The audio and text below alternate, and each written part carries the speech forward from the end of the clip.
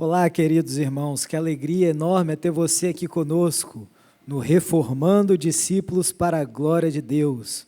Boa noite, seja bem-vindo ao nosso canal, a graça e a paz do Senhor Jesus à sua vida.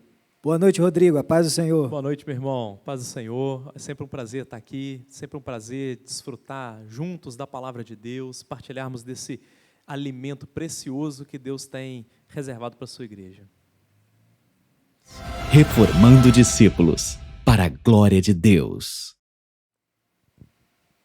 Rodrigo, nós chegamos então ao último capítulo desse nosso estudo do Reformando Discípulos, que é o capítulo 21 do Evangelho de João. Nós acabamos de ver que Jesus apareceu para a sua igreja, para mulheres, para os seus discípulos, os seus apóstolos, e ele evidenciou que estava ressurreto. Ele evidenciou que as promessas de Deus estavam cumpridas e que agora quem seria incumbido de levar a palavra do Senhor, o Evangelho, seria a igreja do Senhor, os discípulos que foram feitos durante o ministério dele. Então chegamos aqui no capítulo 21, em que nós temos uma história especial para contar aqui para os irmãos, que pode ser muito útil para mim, para você, para todos nós aqui. Aqui, Gabriel, Jesus começa, na verdade a palavra de Deus, o apóstolo João, ele começa a recriar um ambiente que foi muito marcante na história daqueles homens, sobretudo na história de Pedro. Ele cria aqui agora o ambiente da restauração. E o apóstolo João faz questão de começar este capítulo, nos primeiros versículos, enfatizando mais uma vez a história da ressurreição. Ele diz que Jesus apareceu novamente. Ele está marcando este ponto para mostrar que havia uma importância mesmo neste ato. Ora, a ressurreição é o artigo mais importante da fé da igreja, e João faz questão de evidenciar isso. E ele diz, ele apareceu aos seus discípulos, e ele começa a nomear os discípulos, ele faz questão de mostrar que ali estava Tomé. Por que João faz isso?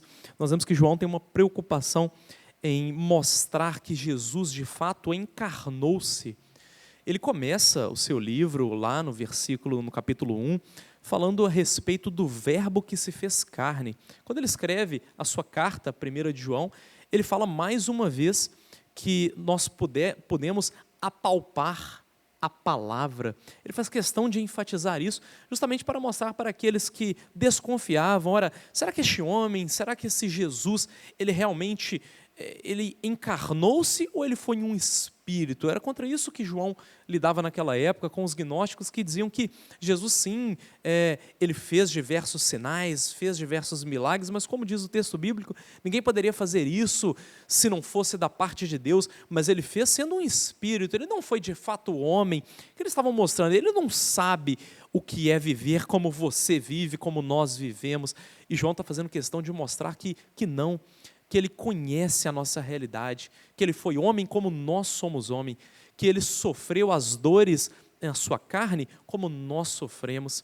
E ele faz questão de mostrar isso no início desse capítulo, para dizer que ele conhece muito bem esse ambiente da restauração, como é uma carne ferida ser restaurada. Por isso ele enfatiza a ressurreição, que é o artigo mais importante da nossa fé.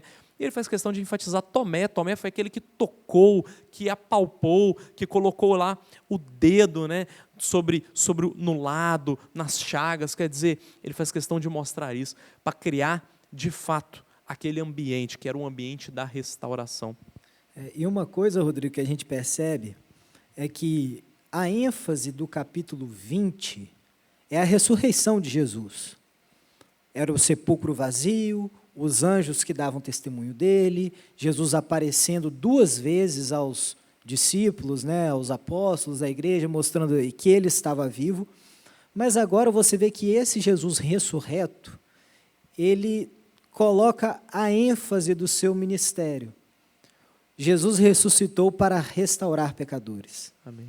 Jesus ressuscitou para que nós fôssemos restaurados do nosso estado de pecado, nós fôssemos tirados do império das trevas e reconduzidos ao reino de luz. Então nós vemos assim que Jesus preparou todo um cenário porque esse é o objetivo da sua morte, da sua ressurreição.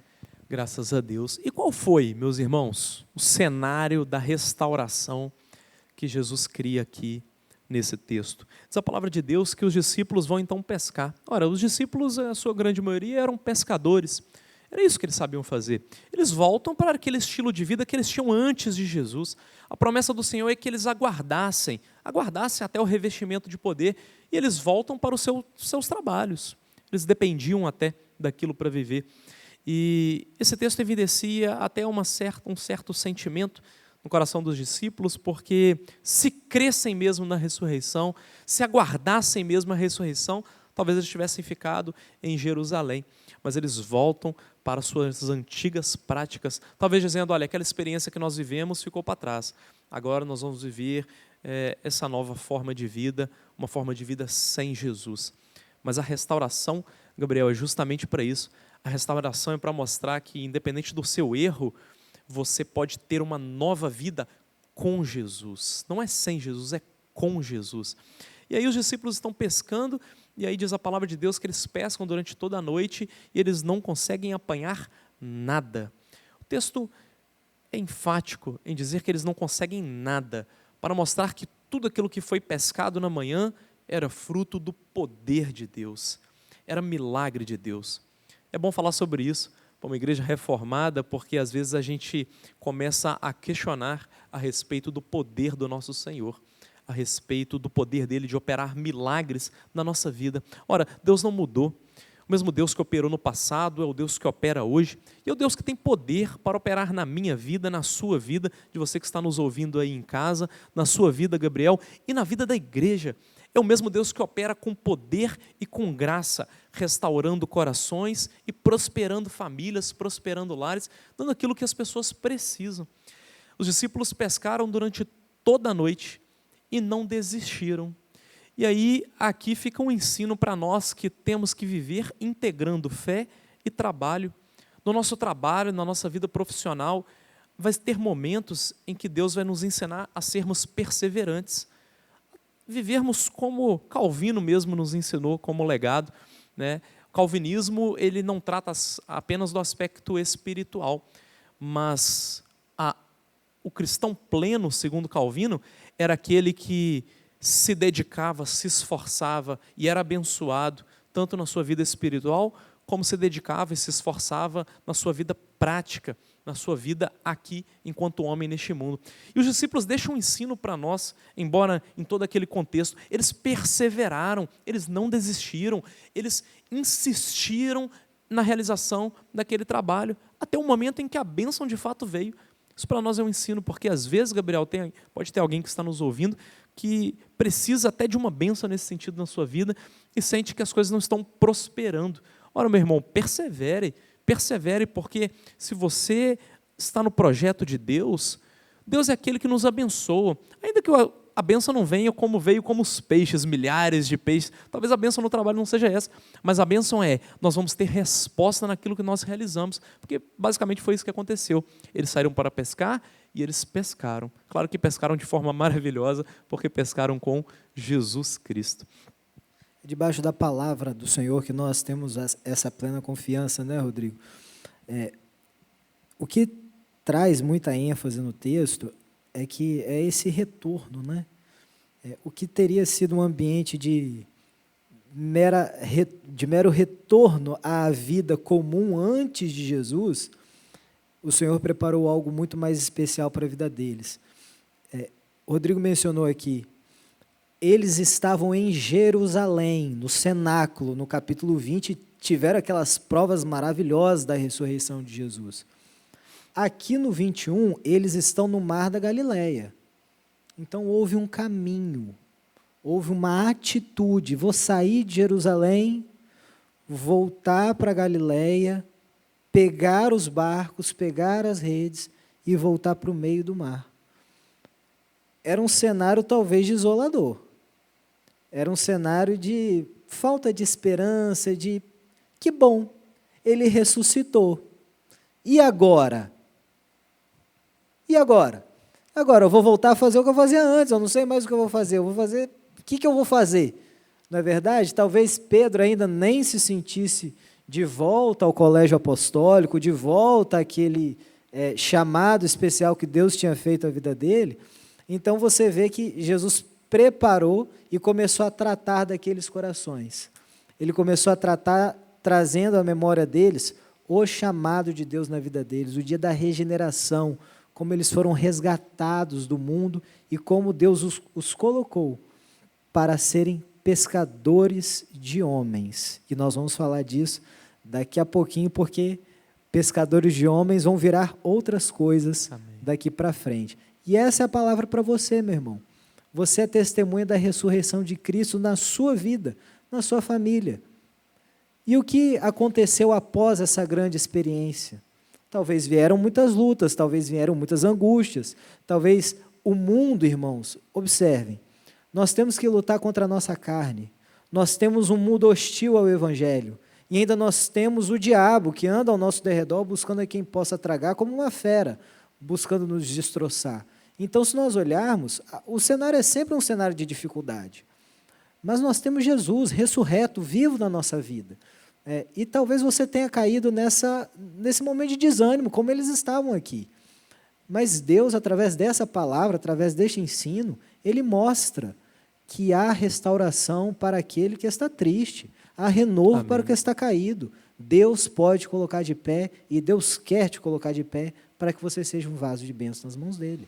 Amém. E glória a Deus por isso. Porque eu fico imaginando, e você tocou nesse assunto, como estaria a mente de Pedro naquele momento, né? Saindo de Jerusalém e vindo até a Galileia, uma caminhada depois de ter passado por tudo que passou, né? Ao negar Jesus naquela quinta-feira à noite, uma noite que a Bíblia diz que era fria, e depois ver Jesus sendo crucificado, morrendo daquela forma, depois ter de enfrentar um sábado de silêncio absoluto, no domingo a ressurreição, mas cadê Jesus?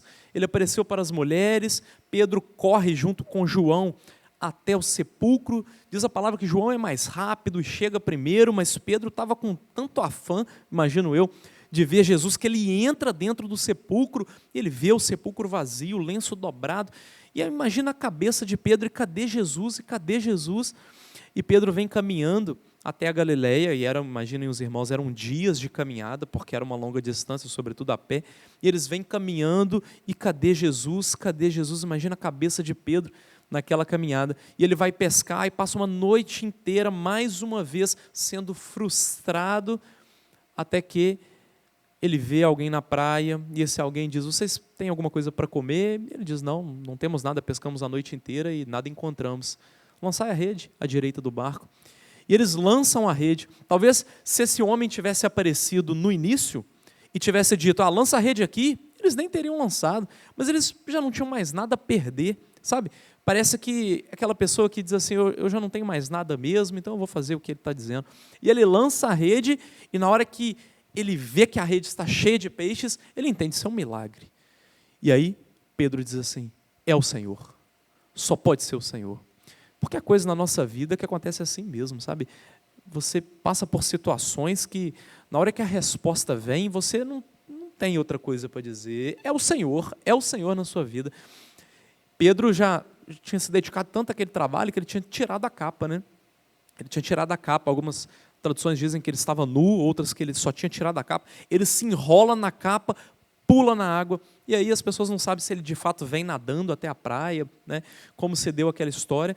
Mas a verdade é que ele chega na praia e ele encontra ali uma fogueira montada. Jesus havia montado uma fogueira com pão e estava aguardando pela chegada dele. E isso nos remete ao momento em que Pedro caiu. Foi no momento em que Pedro negou a Jesus, porque exatamente naquele momento ele estava assentado junto a uma fogueira. Eu não sei se você se lembra disso, mas no momento em que Pedro é restaurado, Jesus está aguardando com uma fogueira. Jesus recria aquele cenário para mostrar que esse era o cenário da restauração. E para mostrar que, independentemente da forma como Pedro caiu, Jesus tinha poder para restaurá-lo. Eu já vi algumas pessoas que estão diante de uma queda moral e eles creem que é impossível ser restaurado.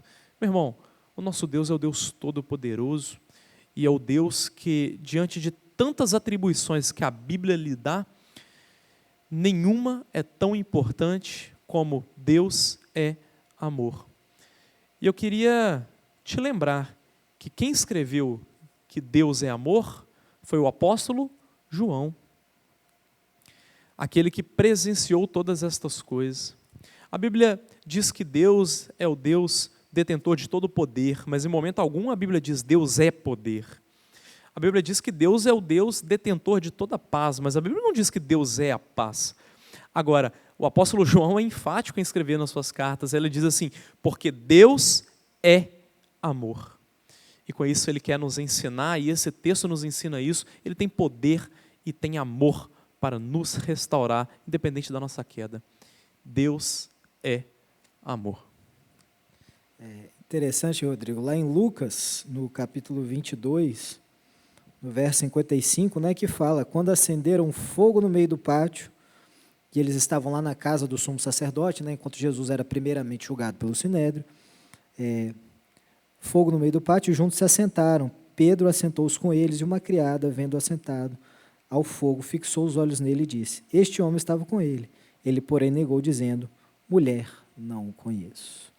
Então, você vê que Jesus fica trazendo esses flashes, essas memórias, assim como o próprio Senhor Jesus falou também para o próprio João, lá no Apocalipse, para que fosse falado às igrejas, né?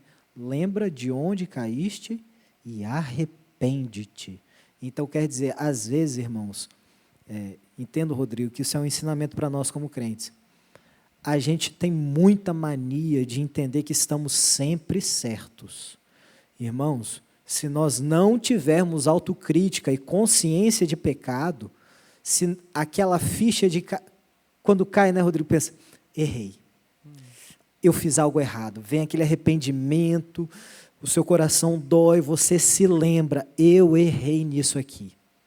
Puxa vida, eu fiz algo errado com alguém que me ama, me quer bem, algo que ela não merecia, que ela não era digna disso.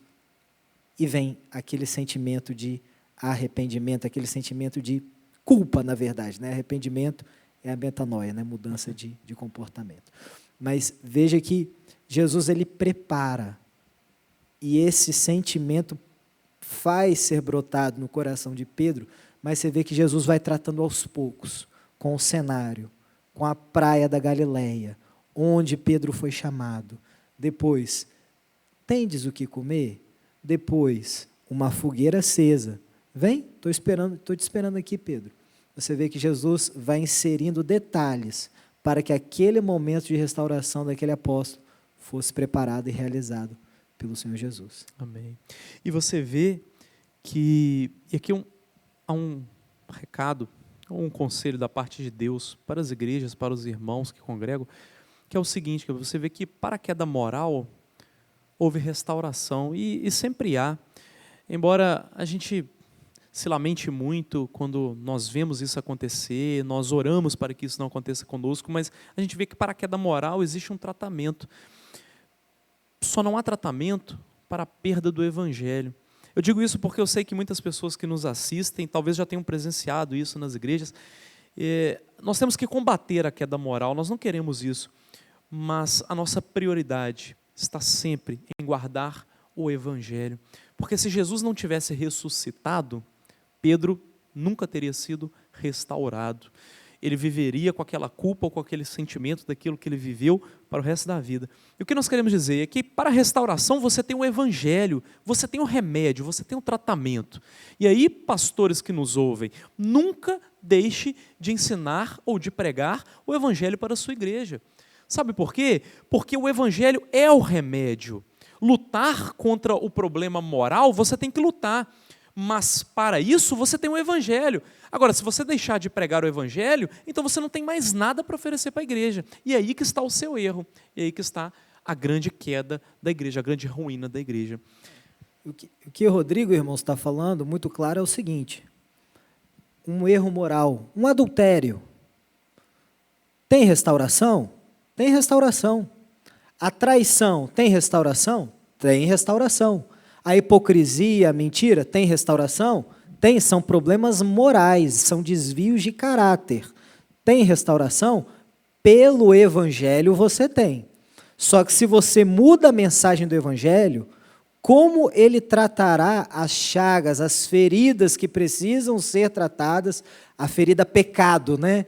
Como que o adultério, como que essa hipocrisia, como que a mentira será tratada se você não tem mais o Evangelho?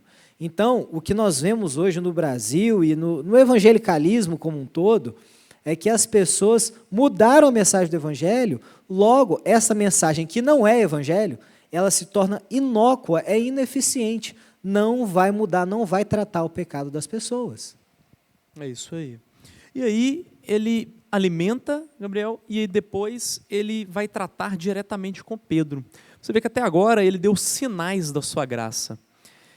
Ele mostrou, e Pedro, acredito eu que tenha entendido isso, que ele mostrou vários sinais, várias evidências, mas até então ele não lidou diretamente com Pedro. É exatamente isso que ele vai fazer a partir de agora nessa nova perícope, que começa aqui no versículo 15. Você pode comentar um pouquinho sobre isso aqui para os irmãos?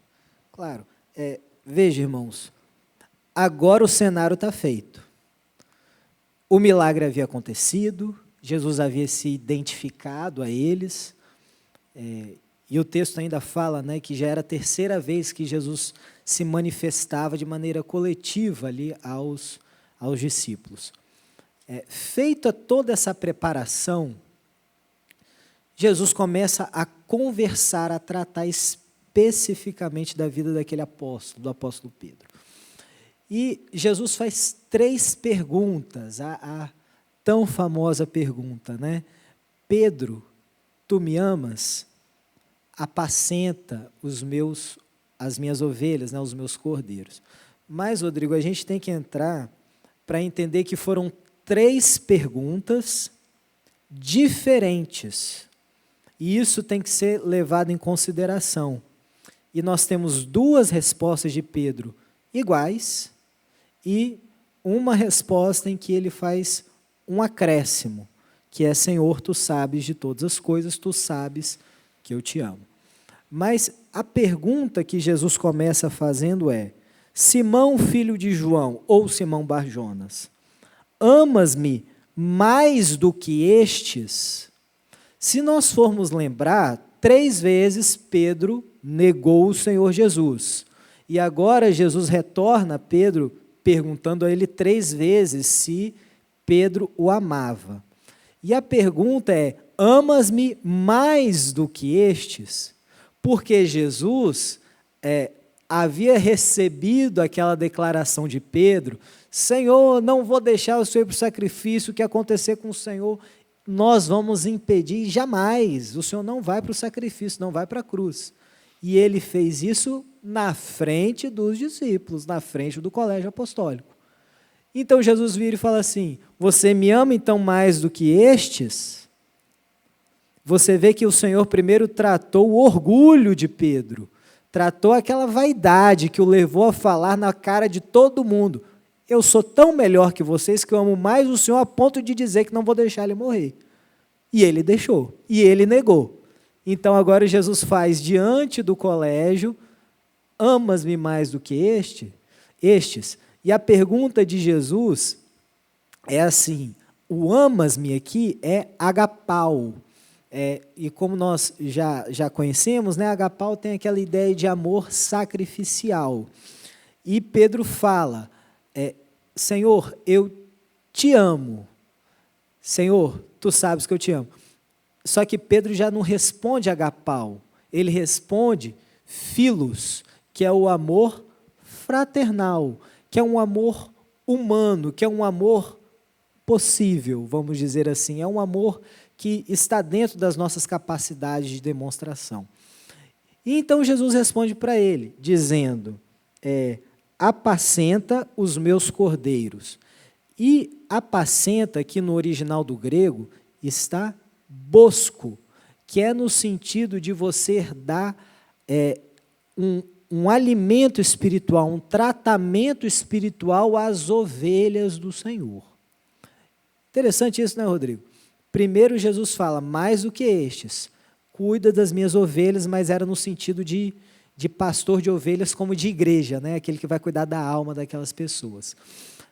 Depois Jesus já se dirige por uma segunda vez para perguntar assim, Simão, filho de João, amas-me? Aí a pergunta, já novamente, né, amas-me no sentido agapau. Amas-me, Pedro? Ágapas-me, Pedro, né, no sentido agapau? E Pedro novamente responde, Senhor, filos, eu te amo. Mais uma vez aquela resposta.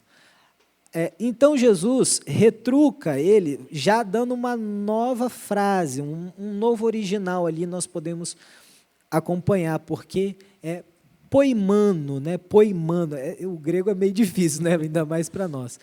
Então já é uma palavra que diz respeito no sentido de provisionar, de dar alimento. A primeira resposta, né? A primeira vez em que Jesus responde a resposta de Pedro, ele fala, cuida espiritualmente das minhas ovelhas. Depois, o apacenta as minhas ovelhas dá alimento para as minhas ovelhas, supra as necessidades materiais das minhas ovelhas. E então Jesus pergunta novamente para Pedro, Pedro, tu me amas? Lançando no rosto dele para que ele fosse confrontado com o seu pecado terceira vez. É importante, né, Rodrigo, a gente destrinchar cada palavra, cada trecho, porque tudo que o Senhor Jesus falou é muito precioso. É bom a gente se atentar a cada minúcia, a cada vírgula, a cada letra daquilo que ele fala. Então ele pergunta novamente, Pedro, olha só, agapau na primeira, agapau na segunda, na terceira Jesus fala, Pedro, filos, você me ama no sentido filos? Aí Pedro já responde, Senhor, tu sabes de todas as coisas, tu sabes que eu filos, tu sabes que eu te amo no sentido filos. Então, você vê que o Senhor Jesus colocou para Pedro, na verdade, nas primeiras duas perguntas, era dizendo assim, você sabe que você exagerou, você sabe que você prometeu mais do que você podia, você não reconheceu a sua capacidade, você falou agapau e você não tinha amor agapau, você falou na frente dos discípulos e você sabia que você não me ama mais do que os discípulos, porque, irmãos, o nosso amor pelo Senhor é muito parecido, né, Rodrigo? Não tem como eu chegar e falar assim, Rodrigo, eu amo muito mais o Senhor do que você, tá? Fica aí, porque no céu eu estou em primeiro lugar. Mas não tem como, irmãos. Então, assim, o Senhor quis confrontar Pedro para que eles entendessem a sua limitação, porque reconhecendo a sua limitação, até onde ele poderia ir, então o Senhor Jesus fez com que Pedro põe o pé no chão, mas segue no Evangelho, porque você é meu apóstolo, eu te levantei, apacenta. Aí na terceira vez, Jesus volta para o sentido espiritual, bosco, apacenta os meus cordeiros, né, as minhas ovelhas, no sentido de você vai dar alimento espiritual para as minhas ovelhas. Então veja aqui que era esse cenário de restauração, era esse diálogo que Jesus deveria ter com Pedro para ele entender, você ainda está aqui, ainda há restauração para a sua vida, e muito eu tenho para fazer através do seu ministério. Então, Gabriel, quando Pedro diz lá atrás, de maneira alguma eu deixarei morrer, Pedro está mostrando aquilo que ele poderia fazer e que não pôde. Ele estava mostrando as suas características, a sua força, a sua volição. Ele estava mostrando aquilo que era muito próprio dele, né? Mas quando Jesus pede para que Pedro confirme o seu amor, ele diz que não era por algo que era dele. O que nós aprendemos com isso, meus irmãos? A força, ela não está em nós. Você quer servir bem ao Senhor? Então ame.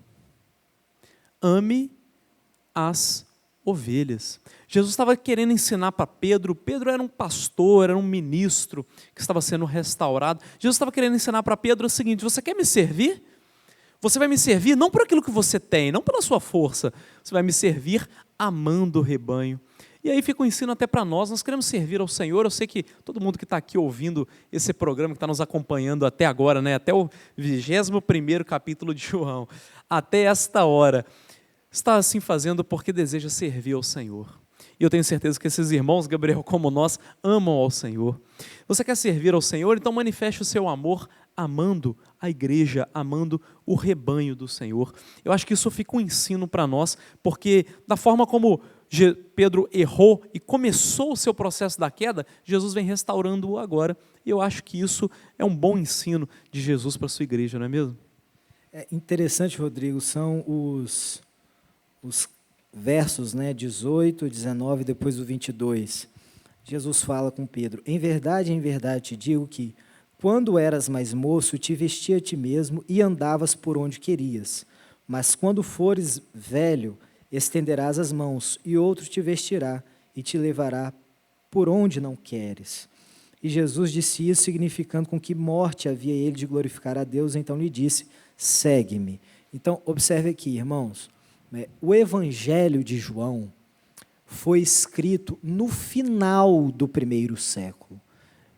Foi lá no final do primeiro século, com um sentido muito específico, provar a divindade de Jesus. Ele é Deus pelas suas atribuições, ele é Deus pelas obras que ele faz. E quando Pedro morreu, que foi ali mais ou menos no ano 65, João, então, quando escreveu o Evangelho, ele já sabia a forma como Pedro havia sido martirizado. Então, disse pela forma como ele iria morrer para glorificar a Deus. Então, veja, irmãos, às vezes nós olhamos tantas tribulações, tantas provas e perguntando assim: mas, Senhor, como que o Senhor permitiu tamanha provação? Pedro glorificou a Deus através do seu martírio. Pedro foi crucificado, assim como Cristo foi crucificado. Alguns historiadores chegam a dizer que ele foi crucificado de cabeça para baixo porque ele não aceitou ser crucificado como Jesus. Mas há muitos registros que nos levam a crer que ele foi crucificado.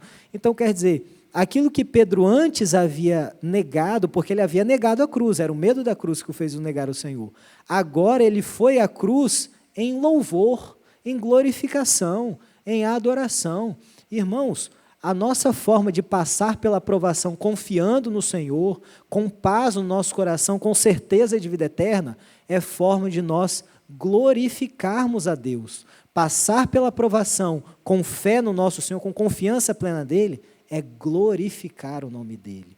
E João, com esse prévio conhecimento, quando ele escreve o Evangelho, ele diz: este servo, este apóstolo, glorificou o Senhor. Aquilo que antes era motivo de vergonha, agora é motivo de louvor na eternidade. Ele morreu dando glória a Deus da mesma forma que o Salvador. Amém. E você vê que o assunto não muda, né, Gabriel? Nós batemos tanto na tecla da importância do contexto. Você vê que este capítulo começa mostrando uma pesca frustrada e então a operação de Deus e então a glorificação de Deus. Na nossa vida é exatamente assim, essas lutas, elas surgem justamente para que nós possamos glorificar a Deus. Se eles tivessem pescado alguma coisa, nem ali eles estariam. Eles teriam ido embora, certamente. Eles não pescaram nada para que pudessem glorificar a Deus ao ver a operação dele. É exatamente assim na nossa vida. Deus tira louvor no meio das provas, irmão, seja de uma pesca frustrada, seja de uma morte, seja de uma enfermidade. Deus suscita louvor nos mais profundos vales. E então, Rodrigo, nós chegamos à finalização deste Evangelho. E interessante, né? João faz questão de encerrar o Evangelho com a restauração do seu amigo, do seu companheiro de apostolado. Quando nós olhamos o livro de Atos dos Apóstolos, lá em Atos 3, por exemplo, na cura do coxo, Pedro e João subiam juntos à hora da oração, à hora nona. Após o evangelismo lá em Samaria, feito por Filipe, nós também temos que Pedro e João foram até lá para poder batizar os samaritanos, anunciar-lhes mais pormenorizadamente o evangelho. Então você vê, João, aquilo ficou marcado para ele. A restauração de Pedro ficou marcado para João. Lá em Atos a gente vê os dois companheiros juntos. Aqui no final do Evangelho nós vemos, Deus o restaurou. Por isso Deus operou tão poderosamente na vida dele. E quer fazer isso com você também. Deus quer nos usar para a sua honra, para a sua glória, para o seu louvor. Amém. E nós estamos encerrando assim, Gabriel, este formato de programa, que é o Reformando Discípulos. Encerramos aqui o livro de João, foi trazido pelo nosso querido pastor Aníbal Vitral, talvez esteja nos ouvindo aí agora, e foi trazendo todo o livro de João, nós estudamos esse livro, e agora Deus tem separado para nós uma nova etapa. Nós continuaremos juntos, reformando discípulos para a glória de Deus, mas de uma outra forma. Então, que Deus possa abençoar os irmãos no estudo do Evangelho de João, e que Deus possa abençoar os irmãos no estudo de reformando discípulos, conforme será feito a seguir. É isso, meus irmãos, eu te espero, porque vem novidade por aí. Se você gostou do curso, né, da nossa interação aqui online, espera que tem grandes coisas que Deus há de fazer no nosso meio e continuaremos nos reformando e reformando discípulos para a glória de Deus. Um abraço. Reformando discípulos para a glória de Deus.